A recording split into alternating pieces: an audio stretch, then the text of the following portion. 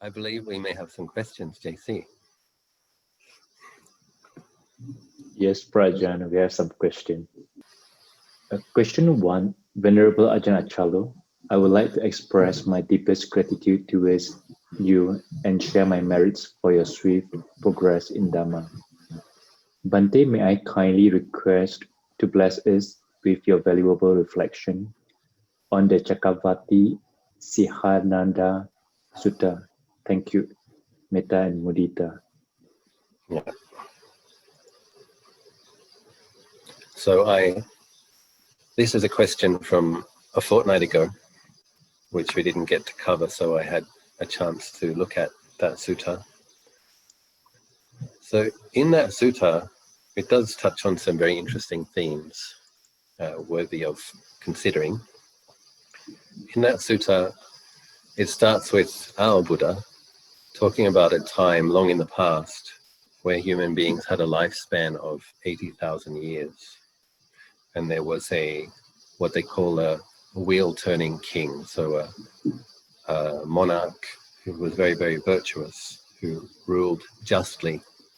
And so that meant the king himself had impeccable virtue and also practiced extraordinary charity and respectfulness towards people like Brahmin priests and elders of clans, etc.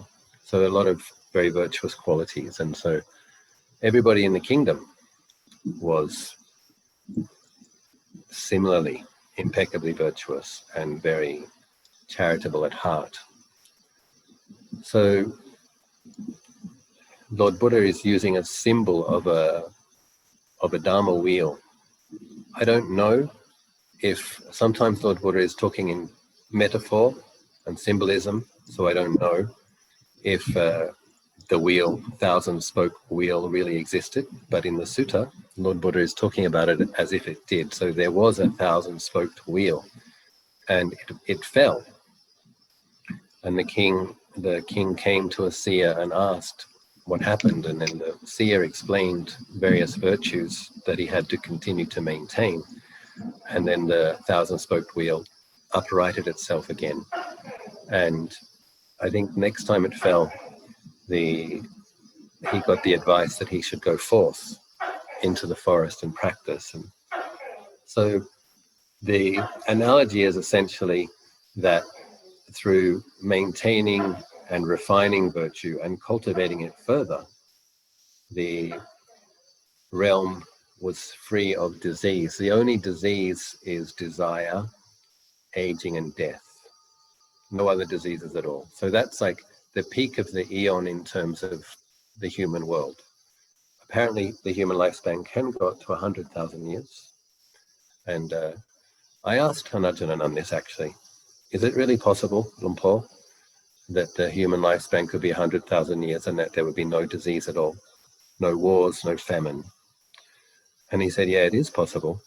But for that to be the case, all the human beings inhabiting the world would have impeccable generosity, virtue, and even samadhi. So everybody would have jhana. And it really does happen. And that's a good thing to know, that because according to the prophecy of Maitreya will come at that time when the next time this human realm, lives of humans are 80,000 years. And once again, there will be no war, no famine.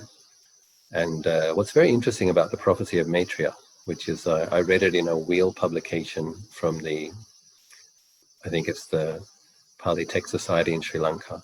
So it's not a sutta, but it's a commentary, a very old commentary. And it says that 84,000 princes and 84,000 princesses go forth on the very first day. So it's it's very interesting that it's a time of great equality.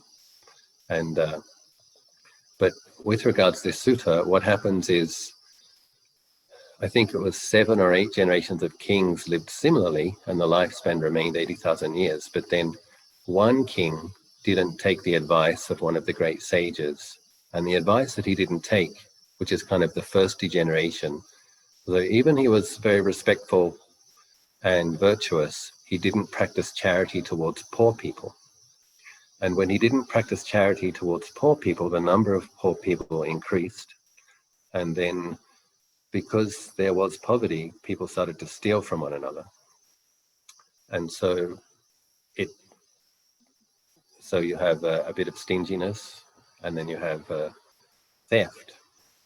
And it basically progresses that the next generation only lived 40,000 years because the sealer was degenerating. So the king tried to make amends. He asked the person who stole, "Why did you steal?" And the person said, "Well, I don't have enough."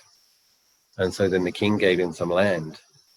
And what happened then was other poor people thought, okay, well, if I steal, the king will give me some land. So people started stealing. And it's like this long, slippery slope when virtue starts to degenerate and greed starts to come in. And so as the sutta progresses, we have the current time where human beings can have a maximum of about 100 years. But unfortunately, from here, it gets much worse. And it's what is interesting to contemplate about this, I think, the thing I want to focus on is the importance of heedfulness, of not taking your opportunity for granted. Because when we're in this realm shared currently with 7 or 8 billion other humans, we're not just subject in terms of karma to the results of what we do alone. We are also experiencing to some degree group karma. So if the general level of morality and virtue is degenerating, and I could say pretty certain that it is, what that means is that wars, disease, famine, these kind of things will increase, and that lifespans become shorter. So as the sutta progresses, so this Buddha came in what they call the darkening part of the eon, or what the Tibetans call the Dhamma ending age. So I guess Dhamma meaning virtue, the virtue degenerating age. And that's our tremendous good fortune. As a bit of a background, like long background, the bodhisattvas who cultivate the bodhisattva path with wisdom as their mode will have to cultivate the 10 paramis for 4 asankhya, incalculable periods, plus 100,000 eons. Those Buddhas will be born when human beings have a lifespan of 100 years, during the time when things are degenerating. So you can see, even in Lord Buddha's lifetime, his own kingdom where he was born was attacked, and he wasn't able to stop it. So bodhisattvas who practice with faith as their mode of cultivating the paramis, the 10 perfections, the paramita, they will take 8 asankhya and 100,000 eons. And they will tend to be born when human beings have a lifespan of 40,000 or 20,000 years. The bodhisattvas who take effort as their modum operandi for developing paramita must take 16 incalculable periods plus 100,000 eons. And those are the Buddhas that get born in the human world at its peak. So Maitreya Bodhisattva has cultivated his virtue in the effort modum operandi. And so when Maitreya is born, human beings will have a lifespan of 80,000 years. And everybody will have jhana samadhi already before he even gets enlightened. And it's one of those, the prophecy says he goes and sits under the tree and he becomes enlightened on his first day of striving. He's so ripe. And then 84,000 princes and 84,000 princesses go forth, and with one teaching, they all become arahants. So it's, I don't think it's hyperbole I think it really is the way it's going to be, because Meitya spent 4 times longer than our Buddha cultivating virtue. And what that meant was he made karmic connections with so many more beings and trained so many more beings, because the bodhisattvas are already training beings for thousands and thousands of eons before they are the Buddha. And they have this huge following with a wholesome karmic connection.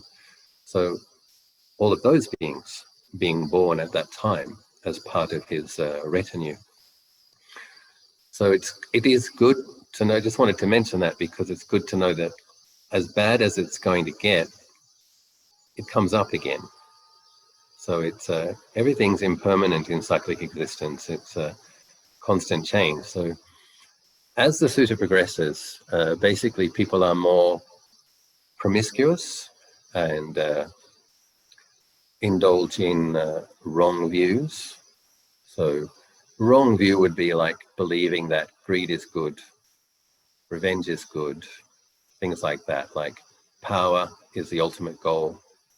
And so when Buddhists understand that true power comes from having faith and respect and being respectful and virtuous, then the power you have is a wholesome power. But a wrong view would be you're going to kill the prince and steal the throne, and you get your power because you're the most ruthless or willing to do anything to take it. So once people start to think like that and start to respect materialism rather than renunciation and generosity, things get worse. So as the sutta progresses, it gets to a point, we have a cat walking by saying hi.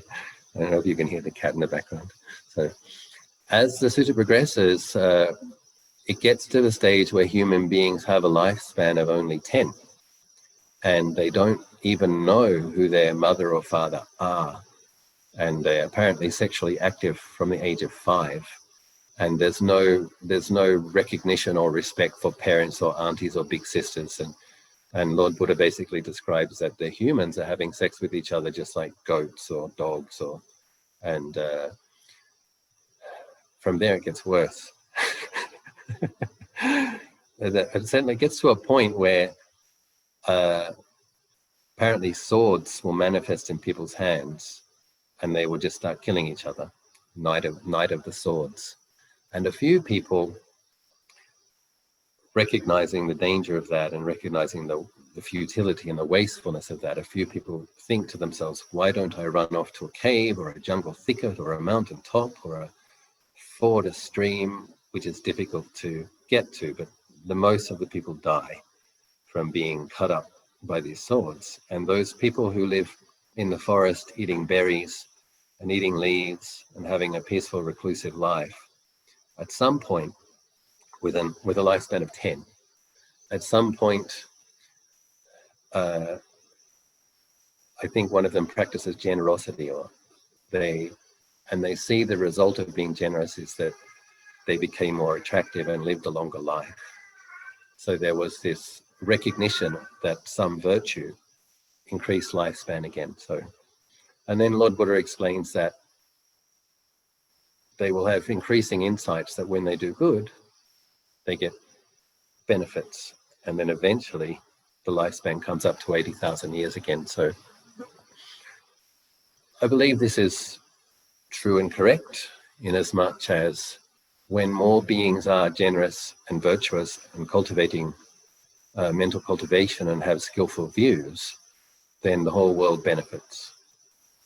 And when less people are virtuous and have wrong views, so a classic kind of a wrong view would be a very popular one now, that there's just this life, you only live once.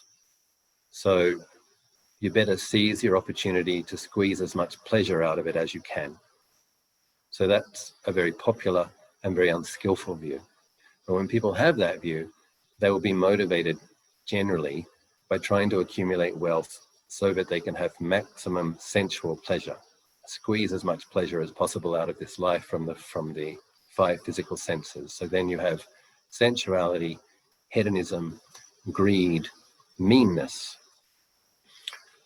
A big problem that I think we face now among many problems is the problem of free online pornography that is available everywhere.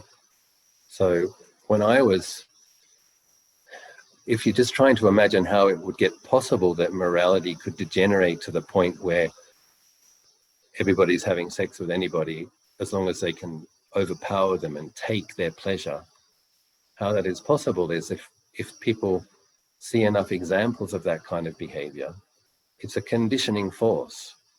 So as a celibate, strictly celibate monk who's very interested in things like karma and also trying to understand how to help the younger generation, I sometimes read articles and about statistics and things with regards to pornography. So one depressing statistic that I read in an article from Canada was that 25% of all pornographic searches, according to the survey, were made by children under the age of 12. So, and I don't have any problem believing that, because children are naturally curious. And if something is a little bit taboo, children are really interested in pushing the boundary. This is how kids learn. How far can I push the boundary before the world, mum and dad restrain me or the world restrains me? So when you have children, and then of course, when they're looking at pornography, that can become, there's often violence, aggression, rape-like scenarios. So it's a very, very harmful thing that the children in this human world at this point in time are exposed to sexually violent images from a very young age. It's and it is a conditioning. And I think that 20% of all Google searches, by the way, are for pornography. So the use of pornography in the world now is huge. It's a huge industry, and kids are looking at it. So one can see how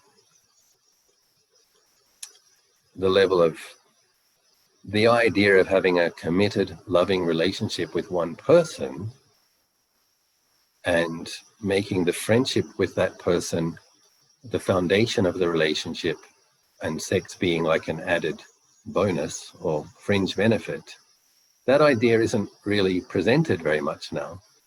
The idea that is presented more is one uses other people to take sexual pleasure from them. That's the message that this generation is getting. And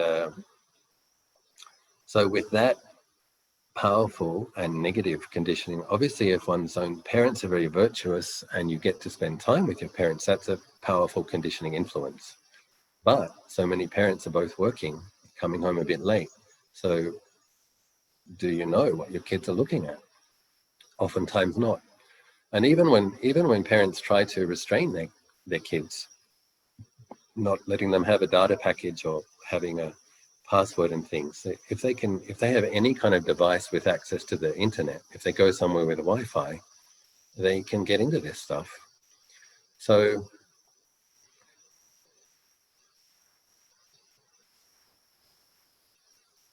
I'm concerned about the future of the world. And we have to use the opportunity that we have now. In terms of a positive affirmation, whatever ethical precepts you keep, and whatever generosity you practice, and whatever effort you put into your meditation practice, then this is helping the world. And it's a nice way to think of it as well, that the Buddha's teachings are still in the world. There is still the Theravada and the Mahayana and the Vajrayana. There are still enlightened masters in each of the lineages. That's amazing. That's an incredible good fortune. And I think if there weren't such beings, I think the chemical weapons, the nuclear weapons, the lasers, I mean, a lot of things would have gone off and we wouldn't be here anymore. But because there are still great saint-like beings with pure minds who radiate their metta throughout our world, it's a balancing effect. And whatever good effort we can put into our practice, that's a gift to the world. It really is. And it's also important, like whatever your vice is, whatever nasty or naughty little thing you indulge in, you should also remind yourself, this is contributing in a little way to the degeneration of virtue and the degeneration of our opportunity to practice Buddha Dhamma in this world. Don't think that one little thing doesn't matter. Because once you have billions of people doing lots of those little things, it really matters.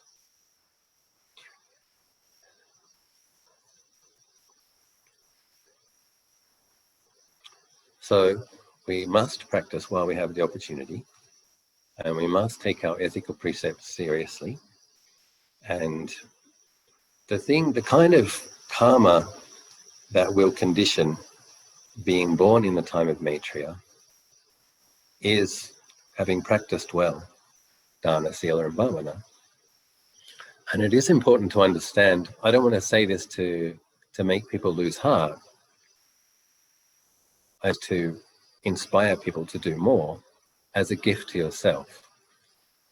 If you hope to be born at a time when human beings have a lifespan of 80,000 years and meet Maitreya and possibly want to be one of the princes or princesses that go forth and become an arahant on the first sermon, you are going to need a lot of merit.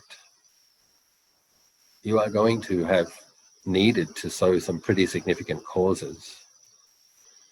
Probably what will happen for most people, if you haven't become an arahant by the end of this life, or a stream enterer, probably what will happen is you be born many, many, many lives before then, as the virtue is beginning to increase. So you want to be turning up again when the human world has a 100-year lifespan and practice the 5 precepts and be generous. And then you want to be turning up again when the lifespan is 4,000 years and, keep building your virtue during the time when the eon is coming up from the darkness. But one interesting question that does arise is, do you have a game plan for the darkening part of the eon? Because I guess the best game plan is to try to enter stream entry this lifetime. Because with that aspiration, if you can get some vipassana jnana, insight knowledges, it creates enormous merit. And that merit is very, very protective, should protect you from the hell realms.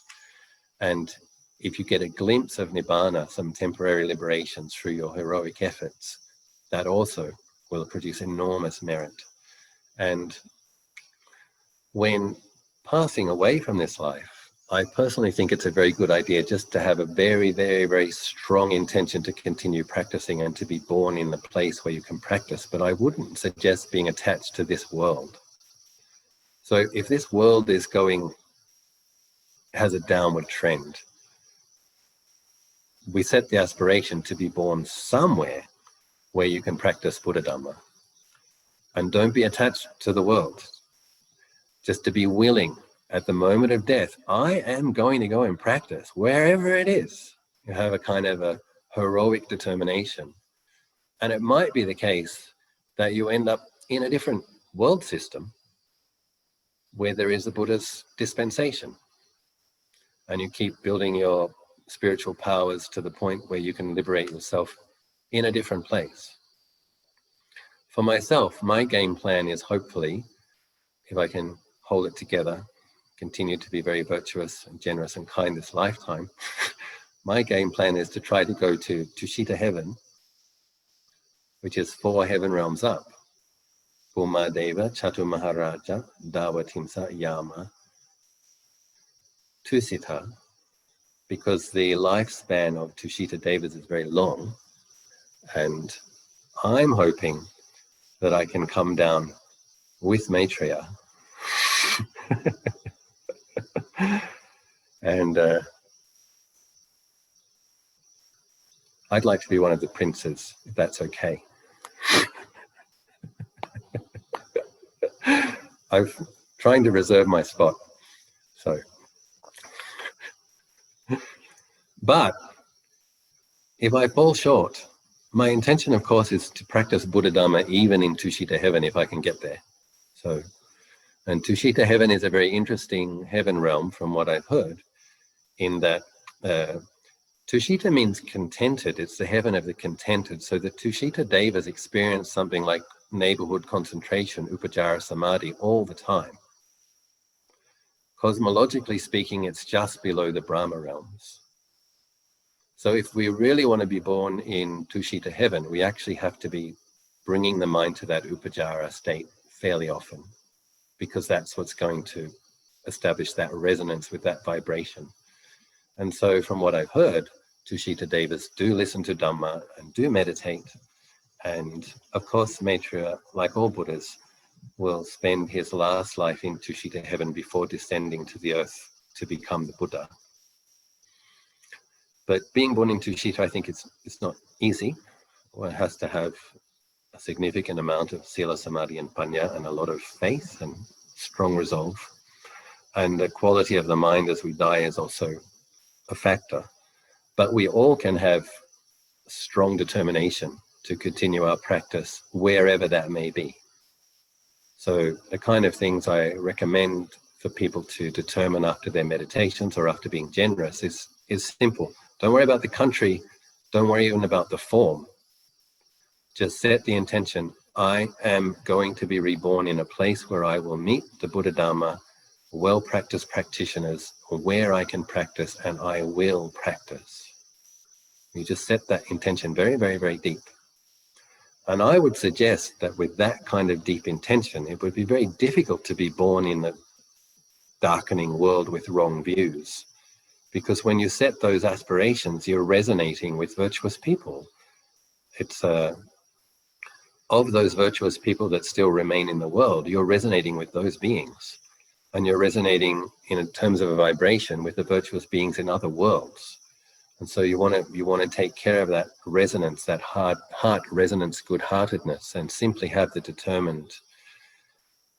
determination that you will practice every day of your life and every day of next life, wherever that may be, you will do it. This is where daily practice is very important, because that's where the power gains momentum. It simply becomes something that you do, that you wouldn't think of not doing. So that's when practice becomes a powerful practice. So I hope I addressed some of what the person who was asking the question hoped I would, but that's what I thought was poignant or relevant to us in our situation. Ajahn, question number 2. Dear Ajahn, during chanting, hair on my arms stand up and I have goosebumps and hear bang sound. Any indication? Thank you. During chanting, the hair on the arms is standing up and there's goosebumps, hearing of a bang sound. So this is classic, what they call rapture. And it's a sign that the mind is concentrating on a wholesome object. So if you're recollecting the Buddha, the qualities of the Buddha, and the mind feels very glad, then yes, the hairs can stand on end and tears can run down the face. It's a good sign. And I guess some people, there may be some auditory thing, that banging thing. It's nothing to worry about. And ideally, you want to go past the rapture into tranquility, which is deeper. Ajahn Anan explains rapture is kind of like waves on top of the ocean, and we dive deeper into that ocean of a wholesome, skillfully collected mind state into tranquility, which is more of a deeply peaceful, glad and joyful, but more peaceful than rapturous. But it's a good thing. I think there was another question about the orange and yellow light, JC. Yes, Ajahn, the person asked to take that question out, but should I go through that? I just read through them earlier, so I remember. So somebody was asking, they were meditating and they saw some orange and yellow light for a period of 20 minutes. So this is also a good sign that what I think is occurring when that happens is the mind is seeing the brightness of one's own mind as the hindrances themselves are dark, you see. So when the hindrances begin to thin out, the innate radiance of the mind begins to shine. And so the mind's eye is seeing the radiance of the mind as there are less hindrances and probably experiencing something like Upachara Samadhi, very few thoughts, a lot of well-being, some deep peace. Some people see light, often gold or orange. Some people don't. Other people get more of an empty space nimitta, a sense of just broad, expansive, cool space. And they're both good. All good. Thank you. Prajan, question 3. Dear Ajahn, I have been meditating for the last 25 years or so. Have done many retreats at Amaravati Buddhist Monastery at Hemel Hempstead, including doing a few 10-day retreats with Ajahn Sumedho and others. As I got older, I started having problems with sleepiness during meditation, even in the morning after good night's sleep, and waking up with headache.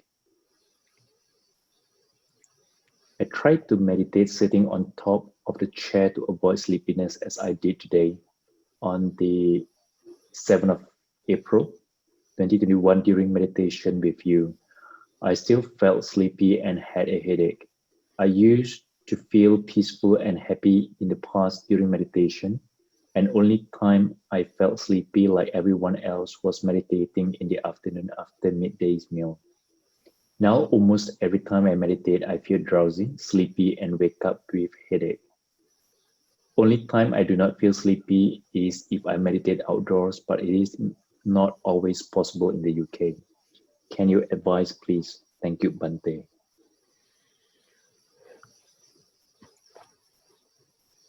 The thing that comes to mind for me is I'm wondering about the environment that this practitioner is in. I think it's somebody in the UK, if I recall. And I'd be interested to know when it shifted from clarity, well-being, and serenity to feeling a lot of dullness, waking up with a headache. And I don't know, I'd like to ask them about exactly where they live and what's going on in that area. But some people are what they call electromagnetic frequency sensitive. And so when they put things like smart meters in people's homes, smart meters do emit electromagnetic frequency. And if they rolled out the 3G, the 4G, and then the 5G networks, from what I've heard about the 5G network, it's a short millimeter wave, which is actually more powerful than the human energetic field. So people who are electromagnetic frequency sensitive do experience things like increased fatigue and headaches. So what I want to know is, did a smart meter get installed in your home around that time? Has a 5G tower gone up outside your window? That would be the first thing I would look at. And I remember the second part of the question, JC, was when this person said when they were in nature, they felt wakeful and peaceful like they used to. And that's what makes me think it might be electromagnetic frequency sensitivity, because the 5G network, those things that emit have to be quite close together in densely populated areas. But once you get out of that densely populated area, it's probably an old 3G or 4G system. It's a different technology. It's not more powerful than the human energy system. So that would be the first thing I would check. Is there a smart meter not far from your bed? Is there a 5G antenna not far from your home? And if it's a possibility, I would consider moving to the countryside. So, but I don't know if that's what it is, but that's what comes to mind. So, and if he can check those things, get back to me. It'll be interesting. Sure, Ajahn. I'll try to follow up with him. Prajan, next question. Hi, Ajahn. When I meditate, I can feel my heart getting heavy and discomfort will arise. I am a female. I heard Ajahn mention that Pema Chodron talk about this issue for females. May I know the name of Pema's book? Can Ajahn explain more about this issue for females? Thank you. I don't recall Pema Chodron talking specifically about women, actually. But I do recall in a talk that I listened to from hers, she was using the Tibetan word Shenpa, if I recall, which in Pali I think we would use avidya tanha upadan, grasping or clinging. And so some people get sensitive to that sense of attachment or clinging in the mind, and it manifests as pain. The way that the deluded mind grasps at the body and mind states is painful, it's contracted. And so it was actually a CD, and it was actually 15 years ago. I'll try to remember the name of the CD.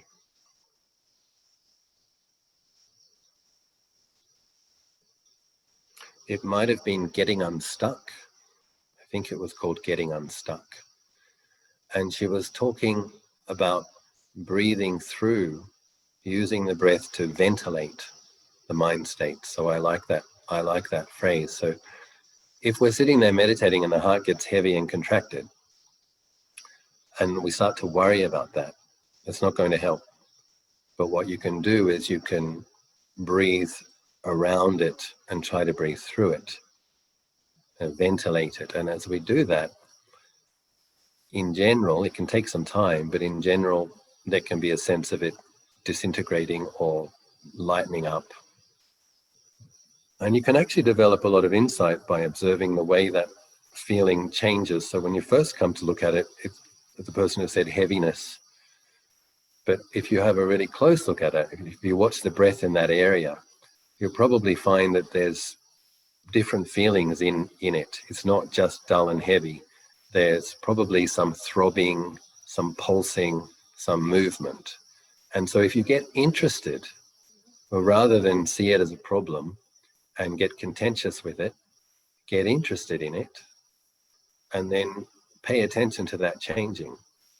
And I've actually had some quite good insights when the mindfulness got good enough to see cessation, cessation, cessation, cessation of those feelings in that area.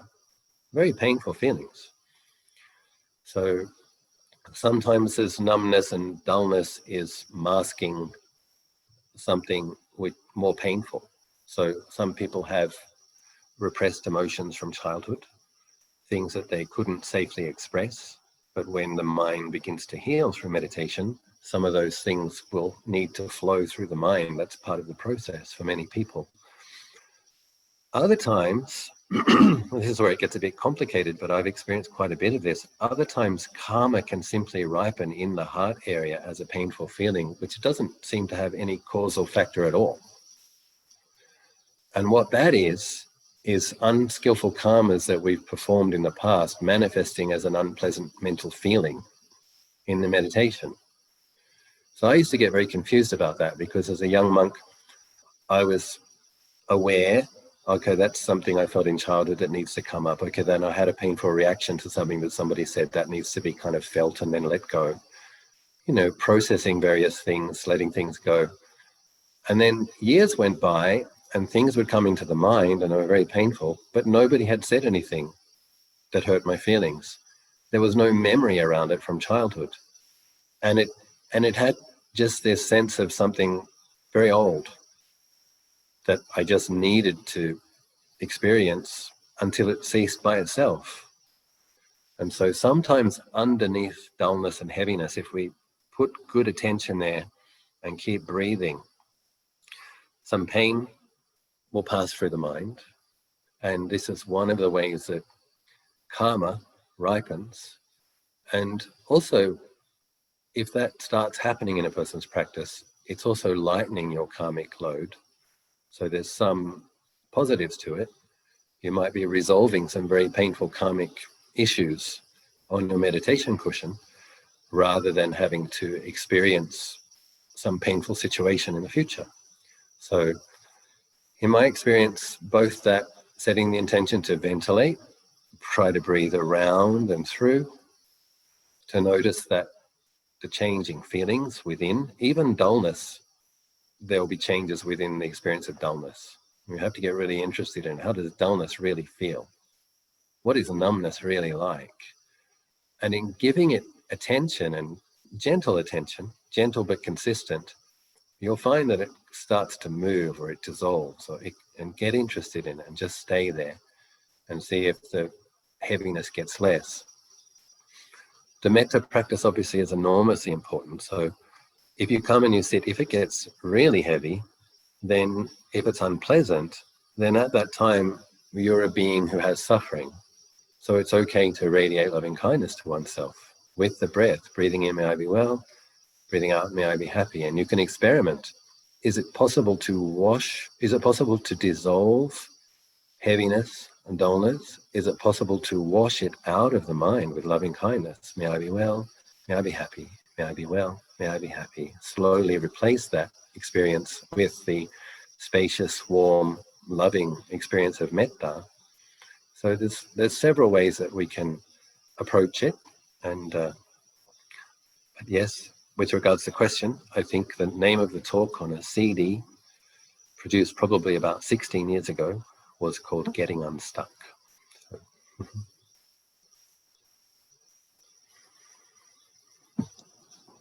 Thank you, Prajan. Prajan, that is the last question we have for tonight. that's nice.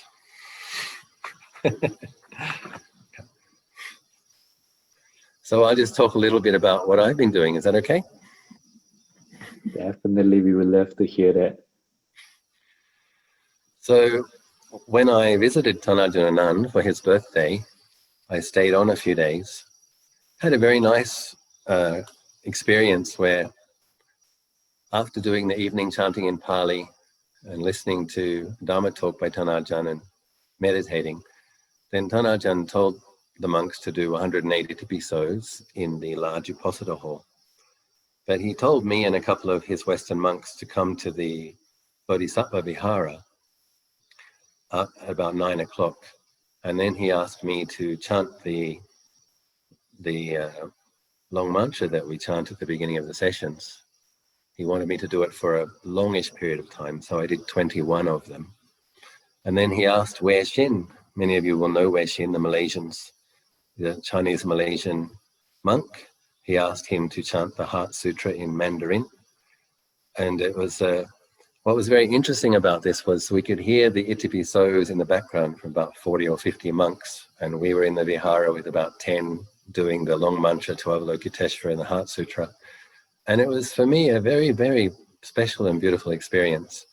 And it's almost like it was in my DNA, spiritual DNA, some kind of memory of this is what it was like at Nalanda when the Mahayanas were doing their pujas and the Theravadins were doing their pujas, but they were all in the same place and living harmoniously. And it was a very, very nice experience. And Ajahn repeated that second and a third time. So that was very, very nice. And I had been feeling a bit, when what I hoped would be a 3-month building project became 4 months and looked like becoming 5 months, I was getting a bit dragged down by it all. The dust, the noise, the dirt, and just never-ending thing that wasn't quite going right, which is, the nature of building projects. And many people will probably be amazed that we can actually have something like this after just 5 months. It is probably the case that Ajahn Achalo might be a little bit impatient when it comes to beautiful things. I can be a little bit impatient. Anyway, another nice thing we did was we went to release crabs at the ocean. And so I spent a lot of time at the ocean as a little boy. So there's just something with my biological father. It was just a very nice experience being on the beach with my spiritual father. And the breeze blowing on the face and releasing crabs together, making dedications for his long life. one thing that Ajahn Sprite told me, who is Ajahn Biek's Upatak attendant monk, he told me that releasing fish, releasing turtles, and releasing crabs actually produces different types of merit. So I think the thing about the crabs is they're tied up.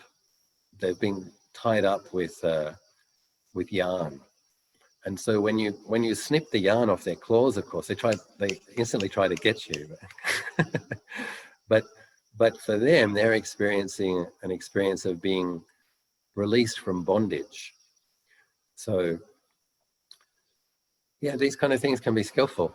And then obviously the fish are having an experience of feeling like they can't breathe. So put them back in the water, they can't move, they can't breathe. You put them back in the water. And if we do things like this by the score or by the hundreds or by the thousands, obviously that kind of merit is going to be very helpful. And whatever experiences we have in our life of feeling restrained, feeling constricted, feeling tied up, feeling stuck, if we consciously practice liberating beings from painful situations in large numbers, then you'll probably find some influences manifest in your life which helps to lessen the experience of those feelings. So that was very nice.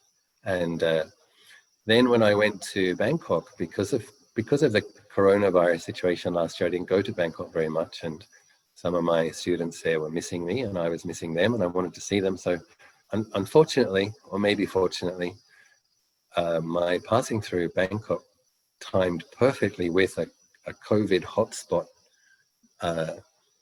exploding.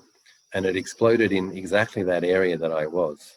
So even though I personally feel that I had the coronavirus in India in December 2019, nobody believes me. And nobody seems to believe in an immune system anymore. So everybody's paranoid that I'm going to give them the coronavirus.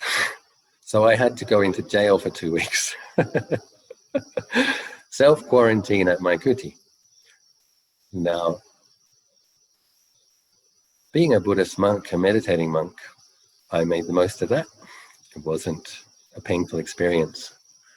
One thing that was really nice was being able to look at every item in my kuti and decide if I still need it, and then bring it over to the new kuti at night time. So one of the monks, I won't mention his name, he did request that I just stay in my dwelling and that I don't go to the new kuti in case I was shedding viruses. But I thought to myself, that's just a bit much, really. So I will come and move things to the kuti at night time. Thank you very much. So I have been, and and yeah, it's been really nice, making piles, something that I'm still using, something that I'm going to use, something that I'm not using, which is quite nice, that I will give away, and something that I can relinquish now. And then I was mindful to make quite large cupboards in this new space. One of the ways I found that clutter builds up is when you can't quite see what you have, when you just stuffed it all in there. And one of the challenges for monks, especially monks who become more senior and who teach, is that people like to give them things. My kuti isn't necessarily full of things that I asked for, but it is full of things. I mean, obviously some of the things were things I asked for if people asked me if I wanted something. But many things were some lovely person gave me something that they thought I would appreciate. And often it's something of value, some nice medicine, some nice cloth, a hat. And so you have a feeling that you should keep it and you should try to use it because this lovely person gave it to you with faith. And then what happens is another year goes by and another year goes by and you keep stuffing things in that cupboard of things that I might use one day that I probably should try to use. And wow. So I discovered that I had 14 pairs of thick winter socks and 6 fluffy hats. And I don't need 14 pairs of socks and 6 fluffy hats. But and I had a lot of vitamins. And some of the vitamins that I had, unfortunately, inspired in the year 2018. So anyway, so it was good to have a good look at these things and work out stuff that I was going to re-gift, stuff that could be sent back to the four elements, and things that I was going to use and put them into a more spacious cupboard where I could actually see what I have and try to keep an eye on it. But something that I particularly enjoyed was moving my statues from my old shrine to the new shrine. And the new shrine was one that I designed specifically for those statues. So they fit very snugly and beautifully in place. And so I made a devotional practice out of it where I would invite the statue and place it on a nice cloth or a nice table, offer some incense, offer some candles, and do some chanting, do some mantras. And I did that for every statue. And it became a really enjoyable, beautiful, devotional activity. And there's also a sense of feeling this things and asking for blessings to come, that those statues can be symbols of the goodness of the Buddhas and Bodhisattvas, and that the blessings of those great beings help to protect and continue to guide me on my path as I continue to try to guide others on their path. So that was very enjoyable. And what's interesting was if it was something that I had to do while I was busy, I think it would have been tedious and it would have felt like just one more thing, having to sort out all this stuff. But because I had all day and all night to myself, it was very pleasant. Another thing that I did, a little practice that I have, most people know that Ajahn Achalo appreciates prayer beads. Even while I've been talking to you, I've been thumbing this lovely butterscotch amber mala. So I find that if I'm thumbing a mala, my thoughts flow more easily. That's just the way it is. It might be because of past life practices. So I have very lovely prayer beads, which I do use. And but because that is a hobby, another thing that people sometimes like to give Ajahn Achalo is beads. And something that Ajahn Achalo likes to do when I'm in Bodh Gaya, for example, is I really like to support the Tibetan or Ladakhi street stall holders who are selling beads and guru beads. And they're not very expensive. So I usually end up saying to a steward, could you please get a couple of those? Could you please get a couple of these? And it's just nice to encourage these good-hearted people. And also I like to give prayer beads as gifts sometimes. So, but anyway, just like the socks and the hats, after all of these trips to Bodh Gaya, Ajahn Achalo had a lot of guru beads. And very nice ones. And conch shell, rosewood, gold-plated brass, jade, and a lot of beads also. So I made 19 wrist malas to give to the local ladies who come and help to offer food. There's about 10 of them, and another 5 or so who come once or twice a week. So they're all getting nice new Burmese jade wrist malas. And I also made 108 bead malas as well. So I made 38 malas in the last 12 days. But I didn't just make the malas, I recited 4 mantras per bead as I made them. So that, and then I thought who in particular I could give each one to as a gift. So that was also, it was just really nice to have the spaciousness to kind of look at this stuff, turn it into beautiful gifts, recollect beautiful qualities while doing it, and the people I wanted to give it to. And so it was very rejuvenating, relaxing, and enjoyable. And I have 38 gifts to give to people now. It's nice. But you know what the karma of this is going to be, don't you? There's going to be a lot more prayer beads given to me in the future. But like I said, I made a very big cupboard. Not because I want them, but because when they come, I'm going to store them before I give them all away again. So, and the last 2 days, I realized that I hadn't been writing journals for a long time. And I had been writing journals when I was on pilgrimage in Bodh Gaya, Kathmandu, Sri Lanka. And it's kind of like half of a book, and I'm hoping to finish that book when I'm finally able to do the 370 hours and finish off the 4,000 hours. But I also realized that it would need some chapters in the middle. And one of the things I had talked about in my last book about doing the 3,000 hours of meditation in Bodhgaya was making life a sacred pilgrimage. So I wanted to write a little bit about how I've related to the challenges and changes of the corona situation while living at Anandagiri. And so I've written 3 out of 4 journal entries, and I have 2 more days to finish the 4th one, because I've set it in mind that I would do 1 a day for 4 days. But that's the kind of thing. I remember listening to a short interview with a famous writer, I've forgotten her name now, but somebody asked her what she felt was the most conducive supporting factor for great writing. She said, absolute solitude. Don't see anybody, don't talk to anybody, no phone calls, no emails. Hold yourself up and be completely alone. And it's interesting that she said that, because what happens when you do that, of course, is mental energy builds up because it's not spilling out in conversation and it's not reacting to the things that other people said. So, and your own inner world gets more colorful, more imaginative. And so I'm not saying that the writing is great. I'm just saying that spending time in solitude is more conducive to good writing. So that has also been another enjoyable thing that I've been doing and will continue to enjoy for the next 2 days. So anyway, I've been rambling on a bit. Just wanted to share a little of my inner and outer worlds with you as I'm looking at all of your lovely faces. 150 people, about 10 or 15 countries. And oh, I see Shivani is there. Hello, Shivani.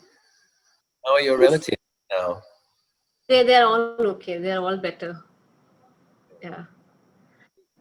A lot of effects, after effects of corona, Ajahn. You know.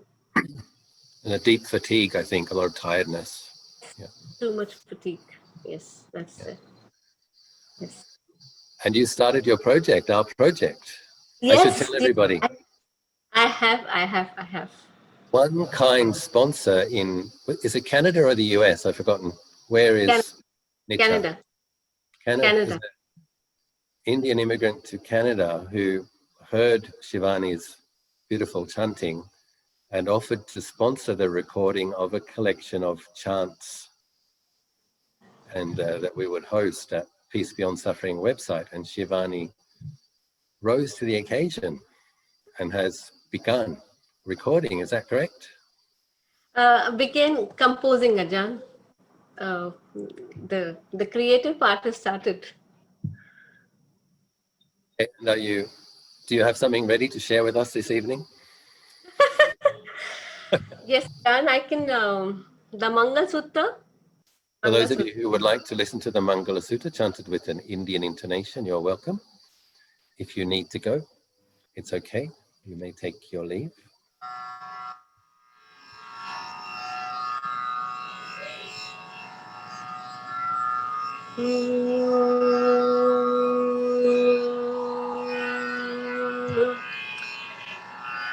Asevanacha balanam Panditanancha sevana Pujacha pujaniyanam Etang mangalam uttamam Patirupadesvasocha Uppecha katapunyata Attasammapanidhicha Etang mangalam uttamam Bahu Chancha Sippancha Vinayocha Susikkhitu Subhasita cha yavacha Etang Mangalang Uttamang Mata Pitu Upathanang Puttadaras Sangaho Anakula Chakamanta Itang Mangalang Uttamang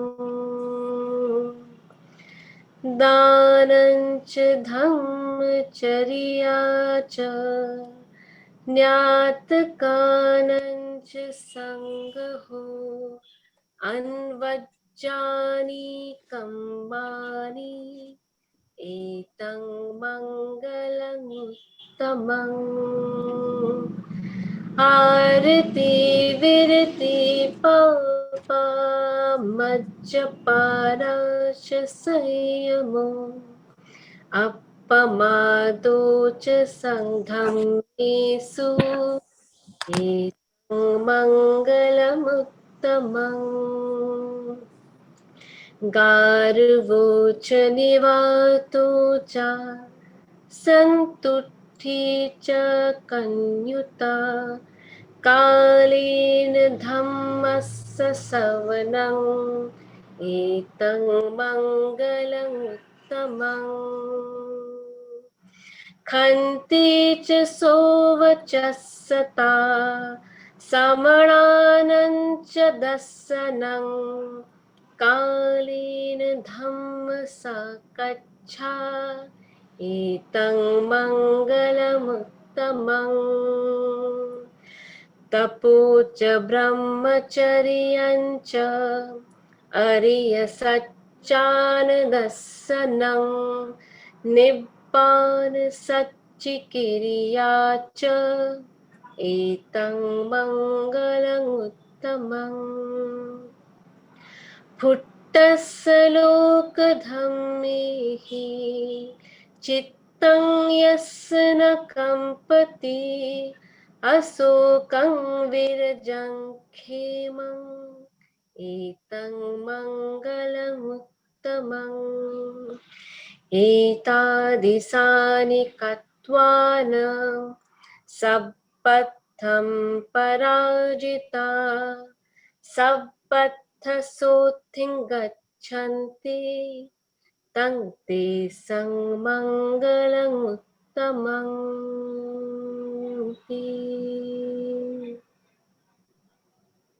That sounded very auspicious. It's just a preliminary, the framework. There are a lot of changes to be done to it as we progress. Your Ajahn here approves, Shivani. Thank you. Thank you, Ajahn. Thank you. So grateful. The members of the meditating audience approve? Please nod your heads. Yeah, we have some applause. Thumbs up. Yeah, cool. Waves. Yeah, okay, good. All of these projects need a bit of encouragement in the beginning. So, Yes, Ajahn. thank you for agreeing. Ajahn, it's a blessing for me, Ajahn. This is something that has literally, it's like a gift. It's like a precious gift, a gift from the Sangha. It's just, it means a lot to me. It will be a gift that keeps on giving, Shivani. Ajahn, I'm really honored. I'm really honored. I have no words to express how grateful I feel to be given this opportunity. That's why you are the perfect person to rise to the occasion. So, sadhu, sadhu, sadhu. Thank you, Ajahn. Thank you.